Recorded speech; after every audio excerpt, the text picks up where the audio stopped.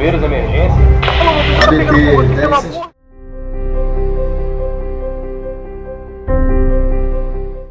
A palestra relativa à estrutura, carreira e remuneração empregados no Corpo de Bombeiros Militar do Mato Grosso.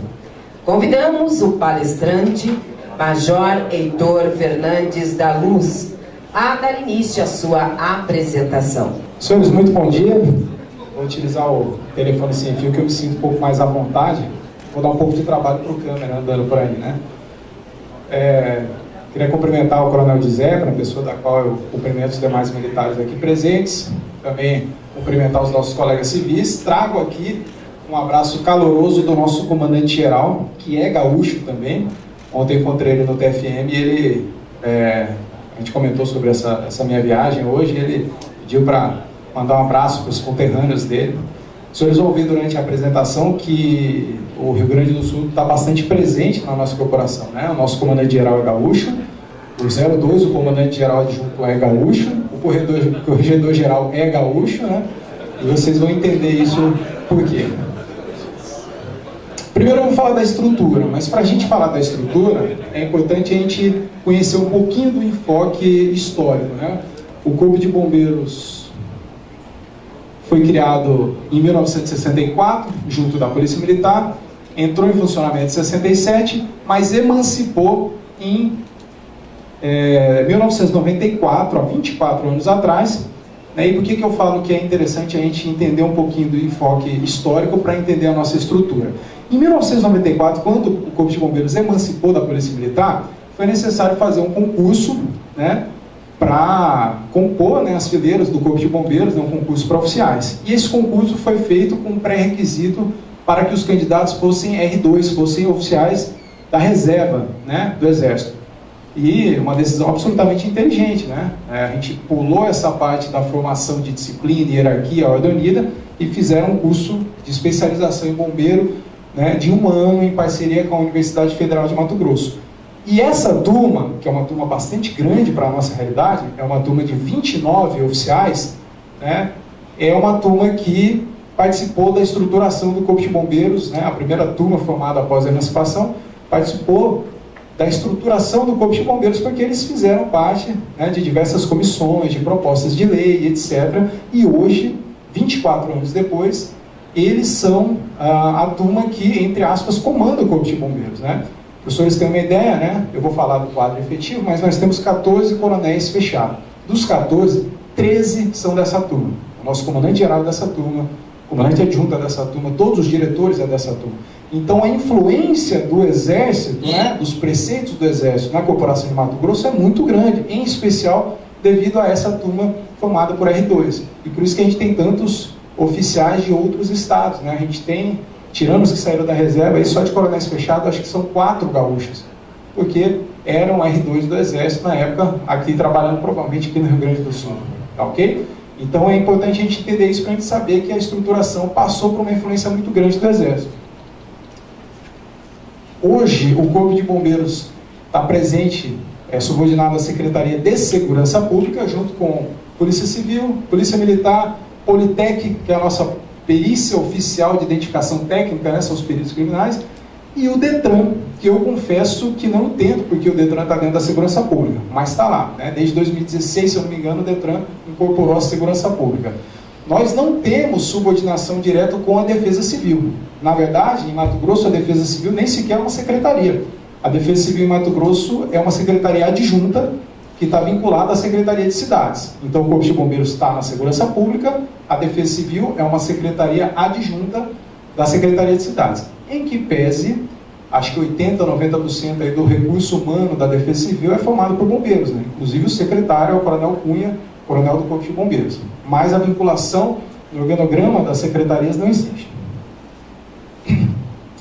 Eu sei que está pequeno, mas é só para os senhores terem uma ideia. Esse é o nosso organograma da atual LOB, né? Eu digo atual porque a gente já está em processo de mudança para uma nova lei de organização básica. Na quinta-feira agora, anteontem, finalizamos o trabalho da comissão e do Conselho Superior, né, dos coronéis, né, e encaminhamos para a secretaria a minuta dessa nova lei de organização básica, né? Isso foi agora, 2 dias atrás. ela deve sair da Secretaria, posteriormente para a Procuradoria-Geral do Estado, e de lá ser apresentado pelo chefe do Executivo como projeto de lei já dentro da Assembleia. Resumindo, possivelmente em torno de 5 a 6 meses, a gente já deve ter uma nova lei de organização básica, né? Então aqui a gente tinha 4 diretorias, não sei se dá para ler, mas a gente tem a Diretoria de Administração Institucional, com as 10 BMs, Ajudança Geral, Tecnologia da Informação, Recursos Humanos, Comunicação Social, etc. A gente tinha, ainda tem, aliás, né, a DEIP, a Diretoria de Ensino, a DSCIP, Segurança contra Incêndio e Pânico, da qual eu faço parte. Eu, além de coordenador de fiscalização, eu acumulo a função de assessor parlamentar do Corpo de Bombeiros. E, por fim, a Diretoria Operacional, né, onde estão subordinados os comandos regionais, os 7 comandos regionais. A nossa nova LOB vai prever 2 novas diretorias. A Diretoria de Gestão de Pessoas, que ainda não existe, né, está só na LOB, na minuta, e a Diretoria de Gestão Estratégica, que cuida de orçamento e planejamento, que já existe. Não está na atual LOB, mas ela já existe. A gente tem no Comando Geral a sala da DGE, trabalhando, funcionando normalmente, o diretor, o Coronel Silvio, o diretor adjunto, o Coronel Paulo Corrêa, já desde final de 2016 já existe, né, apesar de não haver no papel, mas já existe a DGE. Né? Eu sei que é um contrassenso, mas ela já está funcionando. Então a gente vai passar de 4 diretorias para 6 diretorias, né? Vamos dar uma entrada aqui na diretoria operacional para a gente entender como é que funciona. Nós temos 7 comandos regionais, né? Então o mapinha do estado é dividido aqui. Primeiro comando regional, esse mais escuro, onde fica a área metropolitana, Cuiabá, Várzea Grande. CR2, Rondonópolis, aqui ao lado. CR3, que o comandante também é um coronel gaúcho, né? CR3, Coronel Giovanni, no Médio Norte. CR4, Barra do Garças, aqui em amarelo, divisa com Goiás. CR5, Cáceres, fronteira com a Bolívia. CR6, Tangará da Serra. E CR7, aqui ao norte, divisa com o Pará. Olhando assim no mapa, a gente tem a impressão de que o bombeiro está bem regionalizado, né? Mas esse é o mapa dos CRs. Quando a gente passa para o mapa dos municípios, a gente vai ver que nós só estamos em 18 dos 141 municípios no estado de Mato Grosso, né? Somos 19 unidades operacionais presentes em 18 municípios, porque o BEA, o Batalhão de Emergências Ambientais, ele está na capital, assim como o 1º Batalhão. Então a gente tem 2 unidades, né, no mesmo município. Todavia, esses 18 municípios representam pouco mais de 52% da população de Mato Grosso, né? Então é um estado pouco populoso. Nós somos o 3º maior estado em extensão territorial do Brasil, porém nós temos pouco mais de 3 milhões e 300 mil habitantes. É uma média de 3, alguma coisa habitantes por quilômetro quadrado, né? Então a gente está instalado nos maiores municípios. E uma das metas do atual comando sempre foi essa, né, de regionalizar, né? Recentemente a gente inaugurou o quartel de Juína e a gente já tem um núcleo de bombeiro pronto, instalado, com os bombeiros já transferidos, numa cidade chamada Alto Araguaia, para ser inaugurado, só aguardando a agenda do governador. O governador, principalmente em ano de eleição, né, é natural que ele participe dessas inaugurações, né, presente em todas as inaugurações importantes do estado. Então esse núcleo está pronto, só aguardando a agenda do governador. Tá ok? Estou falando muito rápido, não? Eu estou preocupado com o tempo aqui. Eu tenho que abrir aqui o enfoque, eu sei que não é o objeto da apresentação, mas eu tenho que falar um pouco do BEA, o Batalhão de Emergências Ambientais. Hoje, o BEA é a menina dos olhos, né, do Corpo de Bombeiros de Mato Grosso.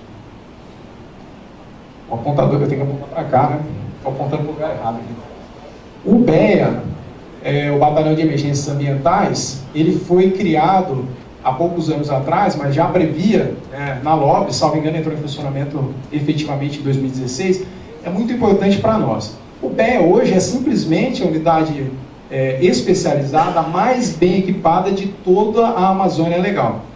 Nós temos uma característica no nosso estado, que ele é o único estado da federação que tem os 3 principais biomas do Brasil: Pantanal, Cerrado e Floresta Amazônica. E o fato de haver faixa de floresta amazônica dentro do estado de Mato Grosso nos possibilita acessar alguns fundos de defesa da Amazônia, fundos federais, claro, através de projetos e convênios. E através desses projetos, a gente conseguiu, inclusive, adquirir 2 aeronaves de asa fixa. A gente tem em Mato Grosso, não é integrado, não é da CESP, não tem PM do Bombeiro de Mato Grosso, a gente tem 2 Air Tractors, que voam, né, para combate a incêndio florestal. Inclusive os pilotos são oficiais do Corpo de Bombeiros. Estava trocando mensagem agora há pouco com um deles, o Major Jean, que é da minha turma, é um dos pilotos. Nós temos 7, se eu não me engano, pilotos que são oficiais do Corpo de Bombeiros. Ano passado, né, até 2016, voava o Tenente Coronel Gladson, o bombeiro, e um civil, né? E ano passado a gente conseguiu pela primeira vez realizar uma operação de fato, né, um marco histórico no Corpo de Bombeiros, tripulando uma aeronave de asa fixa só com militares do Corpo de Bombeiros. O Tenente Coronel Gladson como piloto, o Major Jean como P2, né, o copiloto. Então uma aeronave própria do Corpo de Bombeiros, pilotada por oficiais do Corpo de Bombeiros, fazendo combate a incêndio florestal no meio do ano, era julho ou agosto. Então já é uma realidade, muito bem equipado, muito bem estruturado. Inclusive o PEA, né, é um dos responsáveis para a gente conseguir construir um hangar também em Sorriso, que é uma cidade que fica a 420 km de distância de Cuiabá. Então tem um hangar lá com uma aeronave do Corpo de Bombeiros e com uma aeronave de asa rotativa, um helicóptero que é do CEOPAERA, a Companhia Integrada de Operações Aéreas. Essa sim integrada com Polícia Militar e Polícia Civil. Tá ok? Fechar esse parênteses, que era importante eu falar disso, não tem nada a ver com a palestra, mas eu fico orgulhoso demais com o PEA. Como que funciona a nossa estrutura das unidades, né? Então a gente divide as nossas unidades em batalhão, companhia independente, pelotão e núcleo. Batalhão nós temos 4, né? Cuiabá, Várzea Grande, Rondonópolis e Sinop. E todas as unidades são teoricamente divididas em tipo 1 e tipo 2. A mérito de curiosidade, nós só temos um batalhão tipo 1, que são para cidades com mais de 400 mil habitantes, que é Cuiabá. Todos os outros batalhões, todas as outras unidades são cidades com menos de 400 mil habitantes. A gente tem 14 companhias independentes espalhadas pelo interior, não existe nenhum pelotão, ainda não existe nenhum pelotão, e como eu havia falado, a gente tem um núcleo de bombeiro pronto para ser inaugurado, com 12 militares já transferidos, inclusive 2 deles eram da minha coordenadoria, foram voluntários, né, militares que têm famílias na região, tem família na região, e está pronto, aguardando a agenda do governador para ser inaugurado. Não é muito bem aqui o enfoque da estrutura, mas eu achei interessante trazer como é que funciona a nossa escala, né? Só para a gente também trocar essa informação sobre escala. O artigo 82 do Estatuto, o Estatuto é a Lei 555 de 2014, ele diz o seguinte: para serviço diurno, e a nossa escala funciona, né, 12 horas para algumas funções, chefe de operações, oficial de área, funciona em 12 horas, das 7 às 19, o militar folga 24 horas. Para aquele que trabalha em serviço noturno, 12 horas, ele folga 48 horas. E para as guarnições comuns, 24 por 72. Quem trabalha 24 horas, folga 72. Achei interessante trazer porque é um momento da gente integrar informações. Tá ok? Carreira. A nossa divisão entre patentes e graduações segue o modelo clássico do Exército. Eu havia dito, né, que a gente sofreu, no bom sentido, né, da palavra, do verbo sofrer, a gente sofreu uma influência muito grande do Exército a vida inteira devido a essa turma de R2. Mas eu particularmente acho um modelo que nos atende muito bem. Aí eu vou externar aqui uma opinião minha, singular e particular, né, mas eu acredito, né, a Major Amanda explanou bem a situação da Bahia, eu acredito que o fato de haver um pouco mais de subdivisões entre postos e graduações, no fator motivacional é bom para a tropa. Sempre que você tem um novo posto, uma nova graduação para galgar, faz com que o militar continue treinando físico, continue estudando para as provas, continue tentando galgar novos postos ou graduações. Se você retira essas subdivisões, né, não necessariamente, mas via de regra, você acaba fazendo com que o militar fique na sua zona de conforto. Eu sei que eu vou ficar 10 anos nessa graduação, não tem como sair daqui. O cara, aos poucos, vai se desmotivando. Essa é a minha opinião particular sobre isso. Então, nos atende muito bem. A lei de efetivo, ela traz o seguinte, que o nosso efetivo previsto é de 3.980 homens, mas na prática, hoje, nós temos só 1.410 homens. Como eu falei, um estado grande, porém pouco populoso. Esses 1.410 homens, na verdade, representam só 35% do efetivo previsto. Então hoje o nosso efetivo real é 35% do que a lei prevê que a gente deveria ter. Ainda na lei de efetivo, os quadros de oficiais são compostos pelos postos de segundo-tenente até coronel, distribuídos da seguinte forma. Quais são os quadros de oficiais? A gente tem o QOBM, é o quadro daqueles oficiais de academia, né, que fizeram o CFO, como eu. A gente tem o QOS, o quadro de oficiais de saúde, só no papel, né, desde 2014 está previsto no Estatuto, na lei de promoção, na lei de fixação de efetivo, mas ainda não houve concurso, não temos médico na corporação. E por fim, o QCO, o quadro complementar de oficiais, que em 2014 englobou todos os outros quadros de oficiais, né, provindos das praças, né. A gente tinha o QOA, o quadro de oficial administrativo, a gente tinha o quadro de oficial condutor, que é uma raridade, você vê oficial condutor operacional. A gente tinha o quadro de oficial músico, todos eles foram extintos, englobados no quadro que a gente chama de QCO, quadro complementar, são oriundos das praças. Na prática, o que a gente tem, aliás, na teoria e na prática, né? QOBM hoje é bacharel em Direito, pré-requisito, QOS Medicina e QCO qualquer nível superior. Mas eu vou explicar como que funciona esse qualquer nível superior, e os senhores vão entender que na prática é muito bom para nós. Apesar de não ter havido concurso ainda, né, foi uma decisão bastante inteligente. Só abrir um parênteses aqui que é o seguinte, o QOS, no estatuto, assim como na Bahia, diz que é médico e dentista. Na hora de fazer a lei de fixação de efetivo, pegaram as vagas que tinha para o QOS e destinaram só para médico, né? Então, ainda há a possibilidade de haver dentistas, né? Oficiais do QOS, dentista, porém teria que alterar a lei de fixação de efetivo. Ela deixou de lado o dentista e colocou só médico. Volto a repetir, ainda não existe na corporação. Existem policiais, oficiais médicos, mas o Corpo de Bombeiros ainda não tem médico. É um contrassenso, mas é a nossa realidade. Esse é o quadro do QOBM, quadro de oficiais, né? Então, coronel, são 14 vagas, e a gente tem uma situação particular que alguns postos de graduações estão no mesmo grupo, né? Tenente coronel e major, por exemplo. É um grupo só, né? A lei de fixação de efetivo traz lá dizendo que são 75. E aí eu vou trazer a minha opinião particular sobre isso. Foi uma situação que foi incluída na lei conforme a Polícia Militar também. A Polícia Militar também tem isso, alguns quadros, né, alguns postos ou graduações que estão na mesma linha. Isso teve, eu vou falar o que estava por trás das câmaras, isso teve uma influência política muito grande em 2013, antes da publicação da lei, de um grupo grande de majores da Polícia Militar que estavam, como a gente diz coloquialmente, marcando passo, né? Que não conseguiam ascender na carreira para tenente-coronel. E aí, politicamente, houve uma grande influência e colocaram algumas patentes e graduações do mesmo grupo. Ora, se eu sou major e eu já estou no grupo dos 75, a partir do momento que eu cumpri o meu interstício e os pré-requisitos, eu sou promovido automaticamente a tenente-coronel. Eu não dependo de vaga, eu já estou ocupando a vaga de tenente-coronel. Pro militar, individualmente, é ótimo. Eu estou feliz da vida, ano que vem eu saio tenente-coronel. Só preciso fazer o TAF, ter um conceito positivo e está ótimo. Mas pensando, né, coletivamente, na corporação, a pirâmide do efetivo, aos poucos, ela vai ficando irregular. Vou dar um exemplo prático para os senhores.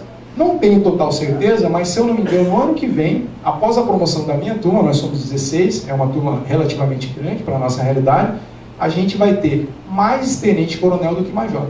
Porque a promoção de capitão para major esse ano são só 6, ano que vem mais 6, 12. E a minha turma já tem 16. Então, ano que vem, se eu não me engano, a gente vai passar, né? A gente vai ter mais tenente-coronel do que major. Então, para o militar, individualmente foi bom. Para a corporação, eu entendo que não é uma decisão muito positiva. Mas é assim que está na lei. Eu voltei aqui sem querer. O quadro... um detalhezinho, né? Um mérito de curiosidade. Somos 14, existem 14 coronéis fechados, mas essa lei foi alterada no dia 27 de novembro do ano passado. As nossas promoções são 2 de julho e 2 de dezembro, ou seja, a alteração foi 4 dias, foi publicada 4 dias antes da publicação. Eram 9 coronéis e passaram para 14 coronéis. Onde que encaixaram esses 5 novos coronéis? Naqueles 5 primeiros comandos regionais. A PM em Mato Grosso, os comandos regionais são vagas de coronel fechado. O Corpo de Bombeiros até ano passado não era. E aí a gente começou a galgar postos em cima das regionais. Das 7 regionais, as 5 primeiras são vagas de coronel agora. Foi aí que foi encaixado esses 5 coronéis. E teve uma promoção ano passado, 2 de dezembro, que 5 novos coronéis foram promovidos. A alteração foi bem recente. Aqui é o quadro do QOS. Os senhores podem perceber que eles chegam só a tenente-coronel, são só 8 vagas. E eles ocupam também o mesmo grupo. Tenente-coronel e major está no mesmo grupo. A gente pode ter 8 tenente-coronéis QOS ou 8 majores. QoS, 4, 4, 2, 6, 3, 5, enfim, não interessa essa distribuição entre major e tenente-coronel. Eles estão no mesmo grupo e chegam só a tenente-coronel. Agora, o QCO, né, eu tenho que abrir um parênteses para vocês entenderem que é um pouquinho mais complexo. O quadro prevê um pouquinho mais de oficiais, 170, são 10 entre tenente-coronéis e major. Então, assim como o QoS, eles só chegam até tenente-coronel, não chegam ao coronel fechado, é a previsão da nossa lei. Como que funciona o QCO, o quadro complementar? A lei de efetivo diz o seguinte: o quadro complementar de oficiais é composto pelos bombeiros militares oriundos do quadro das praças, são todos oriundos do QPBM, possuidores de estabilidade e com graduação de nível superior, bacharel, licenciatura e tecnólogo. Legalmente reconhecido, selecionado por meio de processo seletivo interno dentro dos militares estáveis, ou seja, pelo menos 3 anos de efetivo serviço. Responde aí uma das perguntas, eu vi que a pessoa perguntou um pouco de chateado, né, para a Amanda, a situação de que o cara só vai chegar a determinado posto ou graduação depois de tantos anos. Para nós, né, o pré-requisito seria, além do nível superior, 3 anos. É estável, pronto, ele já pode concorrer ao QCO. Em alguns casos, com 3 anos de soldado, o cara pode ascender já para o QCO e virar oficial. Além disso, fala também que deve ser ofertada a quantidade de 12 vagas por ano, observando a proporcionalidade abaixo. Aí eu vou explicar como é que funciona. Vamos lá. Primeiro, o inciso diz que 50% das vagas, ou seja, 6 vagas por ano, 12 parece pouco, mas a nossa realidade lá é diferente, né? 12, uma turma de 12 é uma turma relativamente grande para nós. Até 6 vagas são disputadas apenas entre subtenentes e primeiros sargentos, possuidores dos cursos tais. Esses cursos não interessam, porque a corporação ao longo dos anos foi fazendo uma série de cursos de aperfeiçoamento de sargento, formação de sargento, a lei foi mudando, os nomes foram mudando, e esses cursos foram todos incluídos nesse artigo. Então, até 6 são só para primeiro tenente e sargento. Pré-requisito: estabilidade, se o cara é primeiro sargento ou subtenente, óbvio, ele já tem estabilidade, e nível superior. E os demais 6, né, os outros 50%, vai ser para disputa de todas as praças, incluindo os subtenentes e sargentos que também concorrem lá em cima. Como que divide esses 6? Até a metade para a formação em área específica de conhecimento, de acordo com a necessidade da instituição. Exemplo, o comandante-geral hoje ele quer oficial engenheiro para analisar projeto. Ele vai lá e coloca o pré-requisito lá no edital que ele quer essas 3 vagas que seja engenheiro. A lei permite que ele escolha a formação que ele quer para essas 3 vagas. E as demais 3, para todo ano, é o chamado ampla concorrência do Enem. Todas as praças, inclusive os primeiros tenentes e sargento, e qualquer nível superior. Então, para a gente entender, eu estava conversando com o Coronel Teixeira e o Birajara aqui no começo da palestra, o nível superior e o bacharelado em Direito funciona para nós da seguinte forma: a gente tentou, é óbvio, né, galgar salários melhores através da carreira jurídica, colocando o nível de bacharel em Direito, assim como a Polícia Militar de Mato Grosso, para os oficiais de academia. Mas a gente não deixou de lado as demais formações. No QCO, a gente previu que a gente poderia escolher quais são as formações que a gente quer. Por um lado, o QOBN arrasta o salário para cima, porque é um escalonamento vertical, todas as pós-graduações recebem um percentual de subsídio do coronel, que é o 100%, e embaixo entre aspas, né, o QCO a gente consegue escolher. Agora eu estou precisando de contador, agora eu quero administrador, eu estou precisando de gente de TI, eu consigo escolher quais são as formações que eu preciso para o oficialato da corporação. É assim que funciona na teoria. Na prática a gente ainda não teve esse concurso, está previsto para esse ano primeiro. QPBM, o quadro de praças, né? São aqueles egressos de concurso público de provas ou provas e títulos. Curso de formação de soldado tem como requisito qualquer nível superior. Então o QPBM para as praças também é nível superior, assim como os oficiais. Agora, para ingresso na corporação, seja praça, seja oficial, seja quadro complementar, é só nível superior. Aqui está a tabelinha do efetivo das praças, né? Também os senhores percebem que primeiro, segundo e terceiro sargento estão todos no mesmo quadro. Não tem briga de, não consigo chegar primeiro sargento que não tem vaga. Não, tem vaga para todo mundo, porque está todo mundo no mesmo quadro, na mesma linha.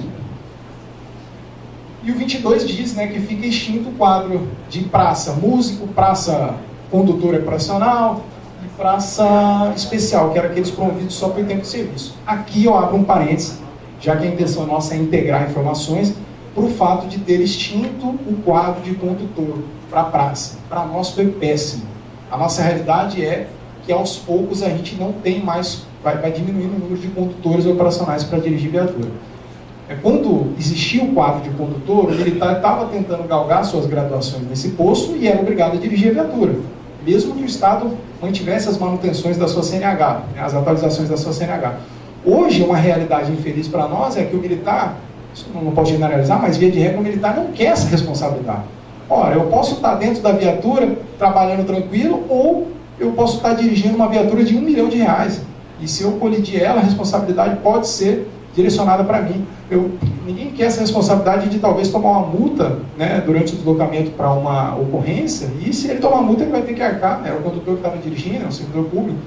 Então o fato de diminuir, né, de excluir esse quadro foi muito ruim. Eu estava de serviço quinta, os oficiais superiores, majores, tenentes coronéis concorrem à escala superior de sobreaviso. Fui assumir o serviço lá e é uma realidade, todo dia é isso. Primeiro socorro do 1º batalhão com uma viatura baixada, falta de condutor. Segundo socorro, 2 viaturas, um condutor só, porque ele tem que ter a CNH na categoria para dirigir aquela viatura e tem que ter o CCVE, curso de condutor de veículo de emergência, né, para poder conduzir. O que o cara faz? Ao longo dos anos, na hora que ele vai renovar a CNH dele, ele rebaixa a categoria. Pronto, para dizer agora eu não posso mais dirigir viatura, né? Bota para outro militar essa responsabilidade, que eu vou ficar aqui no banco de trás e vou combater meu incêndio tranquilo. Então, uma experiência que eu trago aqui, que a extinção do quadro de condutor foi horrível para a corporação. Hoje a gente está baixando viatura por falta de condutor. 28 da lei de efetivo fala que vão ser ofertados aos candidatos do sexo feminino 10% das vagas. Agora um detalhezinho, vou ter que acelerar que faltam 5 minutos, né? Um detalhezinho, fala que são 10% das vagas para o corpo feminino para o concurso do quadro de oficiais e de praças, mas não fala nada para a prova interna de terceiro sargento, né? E aí aconteceu um grande problema em 2016, a gente teve um concurso para terceiro sargento, mérito intelectual, 11 vagas para homem, 2 vagas para mulher. O total eram 13, né? 10% de 13 em 1,3, arredondou para o próximo número inteiro, 2 vagas para mulher.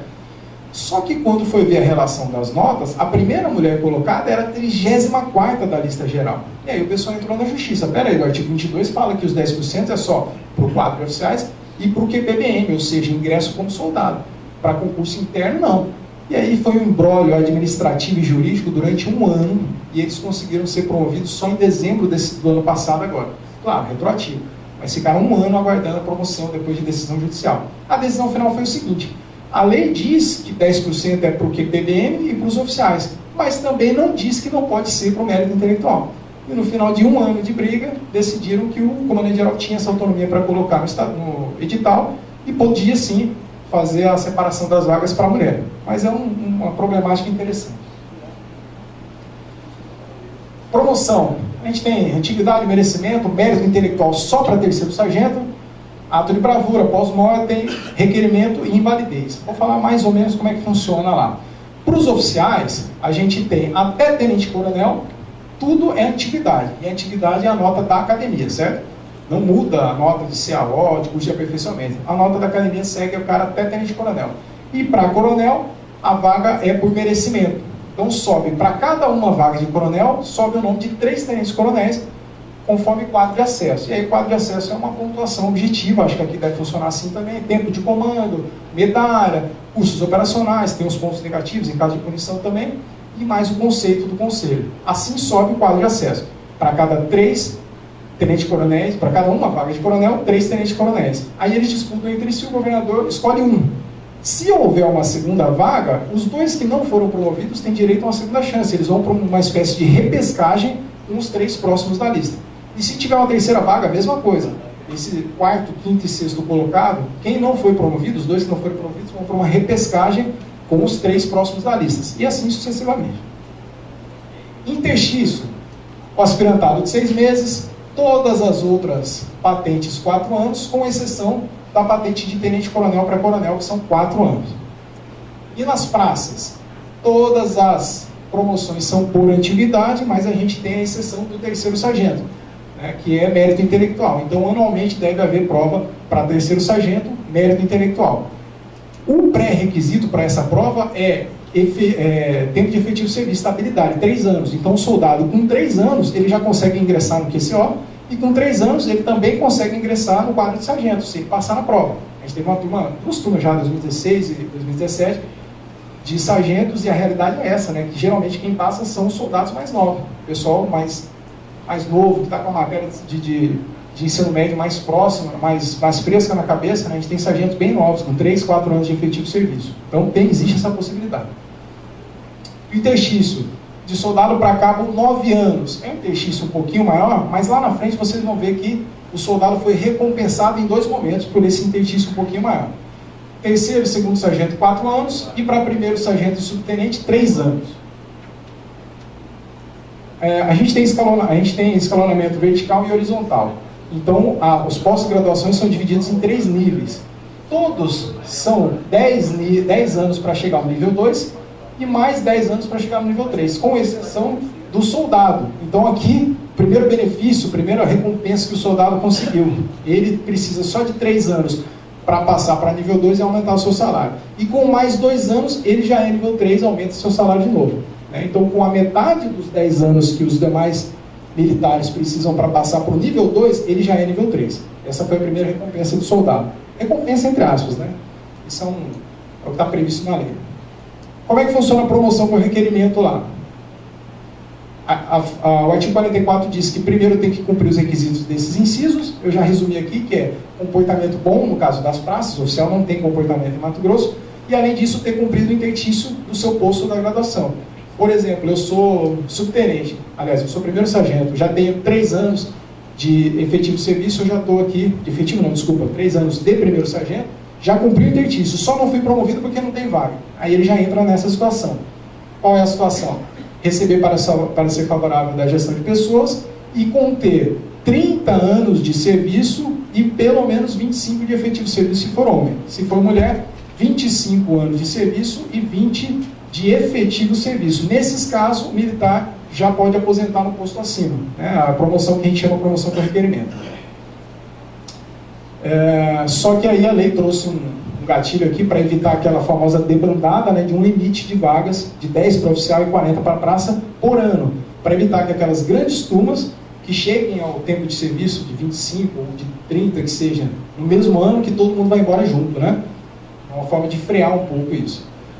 E para subtenente, que não tem interstício mínimo, né, o subtenente não vai por antiguidade ao posto de segundo tenente. Como ele não tem interstício, a lei trouxe 2 anos.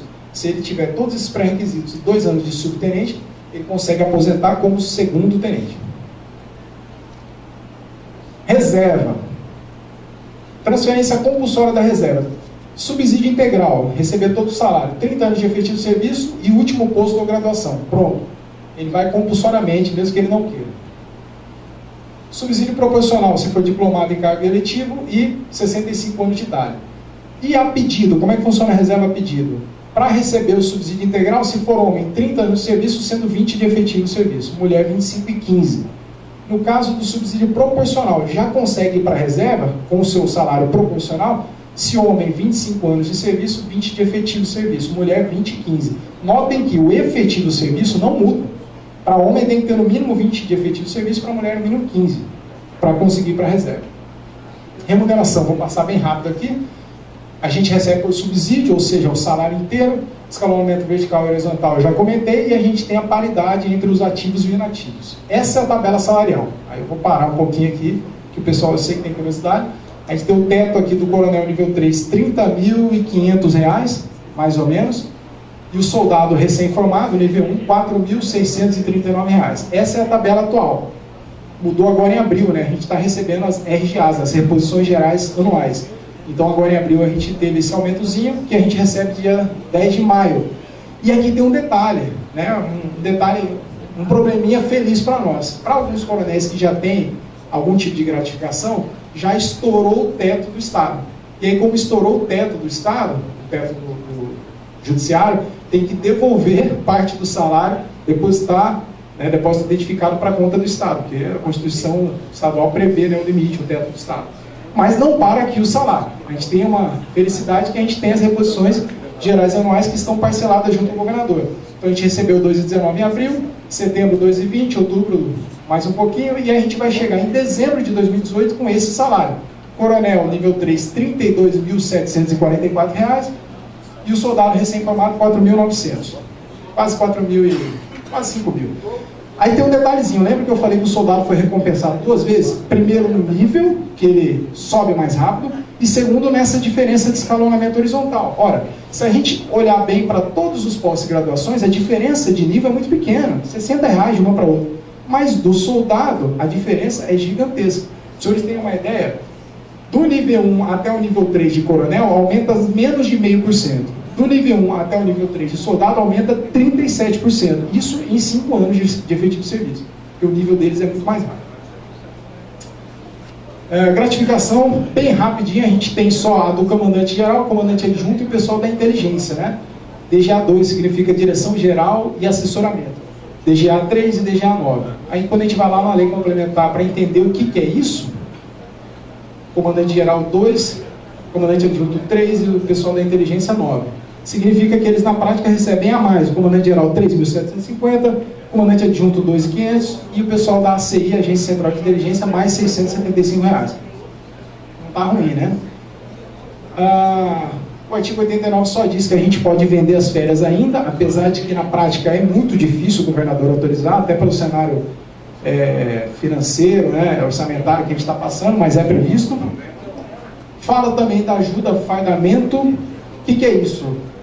O 128 diz que o Estado tem que pagar todo ano 3 fardas de combate, 1 farda de passeio e 1 túnica a cada 4 anos. Se o Estado não fizer isso, ele é obrigado a pagar 30% do subsídio anualmente para cada um dos militares. Não tem mais esse 30% por ano, porque o Estado não está comprando farda. Está optando por pagar o percentual de fardamento. Para a gente entender só o salário de aluno oficial, que não tem na tabela, é 60% do segundo tenente, e de aluno soldado é 50% do soldado nível 3. Mais uma gratificaçãozinha que tem, na verdade é uma bolsa pesquisa para quem estuda para cursos de progressão na carreira. Nível, para quem fora do estado, 50% de subsídio, e dentro do estado, 100% de subsídio. Desculpa eu ter falado tão rápido, mas é porque eu estava preocupado com o tempo, tinha muita coisa para falar em meia hora. Mas eu espero que os senhores tenham entendido um pouquinho como é que funciona o Corpo de Bombeiros de Mato Grosso. Muito obrigado.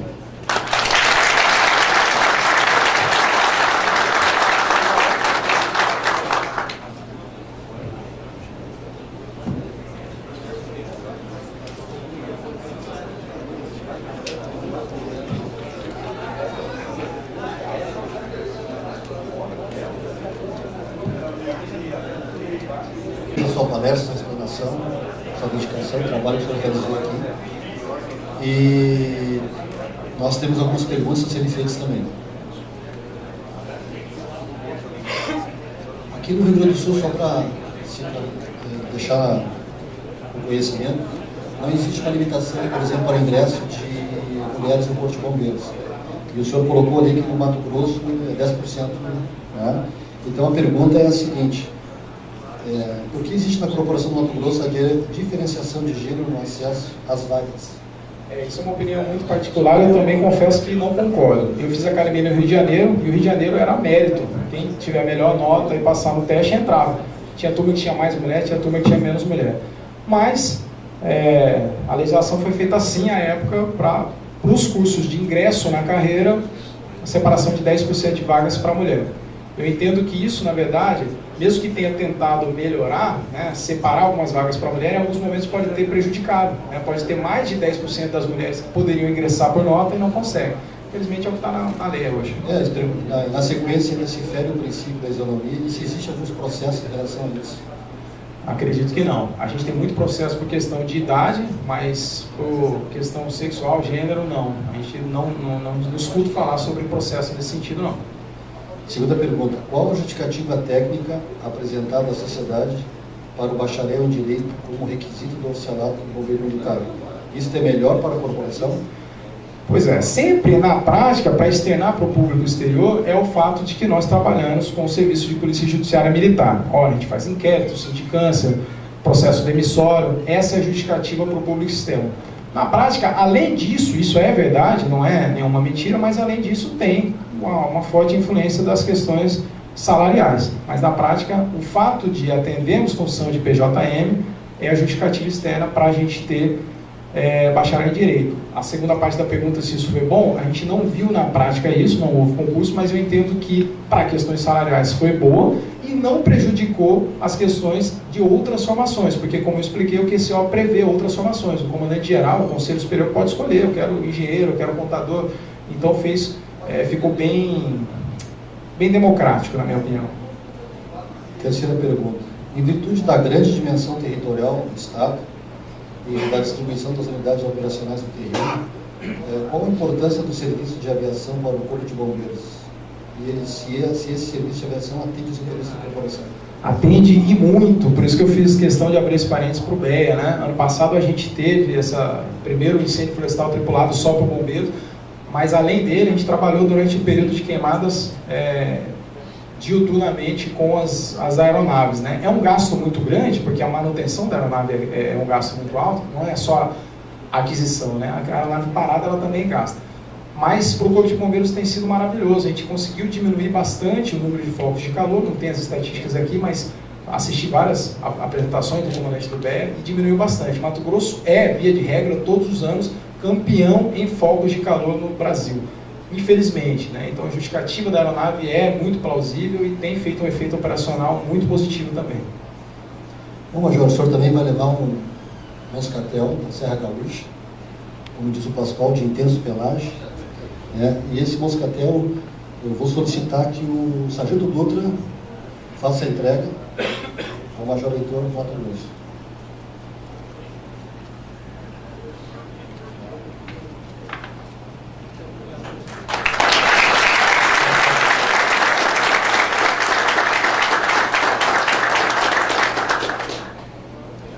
Mais um espumante com o selo da Bergs, de reserva especial.